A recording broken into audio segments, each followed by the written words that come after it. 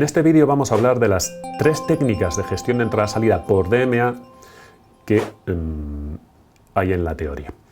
En la transparencia 29 está la primera de estas técnicas. Esta técnica es por bloqueo de CPU o también se llama por ráfaga. Y si observáis el gráfico en la transparencia, lo que podéis observar es que hay un momento en el que la CPU deja de ejecutar instrucciones y entonces el controlador de DMA ocupa el bus colocando palabras de DMA y realizando operaciones de entrada-salida. ¿De acuerdo? ¿Cuántas hace?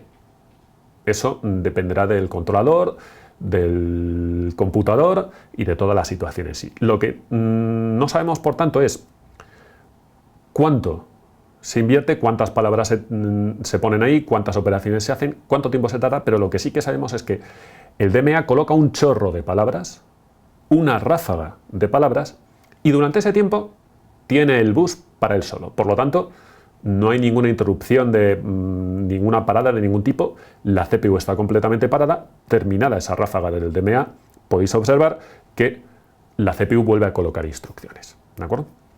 El siguiente método está en la transparencia 30, que es robo de ciclo. A diferencia del anterior, aquí lo que se hace es que cada X tiempo se permite que el controlador de DMA robe un ciclo o unos pequeños ciclos para colocar una palabra de DMA que permitirá ocupar el bus y realizar una o varias operaciones de entrada-salida. Pero solo una palabra.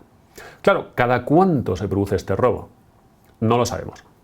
De forma estándar, y esto es importante también para muchos de los problemas, de forma estándar, cuando no se tienen datos, lo que hay que asumir es una palabra de CPU, una palabra de DMA, como podéis observar en el gráfico, ya digo, en la transparencia número 30.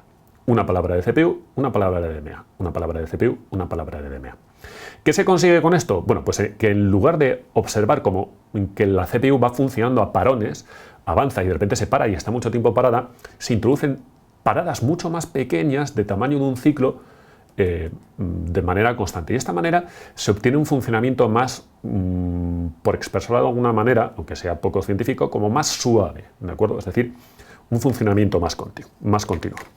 Finalmente, queda en la transparencia 31 el bus compartido. ¿Qué ocurre con el bus compartido? Bueno, si os paráis a pensar en cómo se ejecuta una instrucción, hay una serie de etapas en las que la ejecución de una instrucción requiere del uso del bus. Por ejemplo, fetch, carga de la instrucción. La carga de la instrucción se hace de la memoria. Eso implica utilizar el bus. Si es una instrucción de carga o almacenamiento, además de esa carga de la propia instrucción para su ejecución, hay que acudir a la memoria, bien sea para leer o bien sea para escribir, con lo cual también hay que utilizar el bus.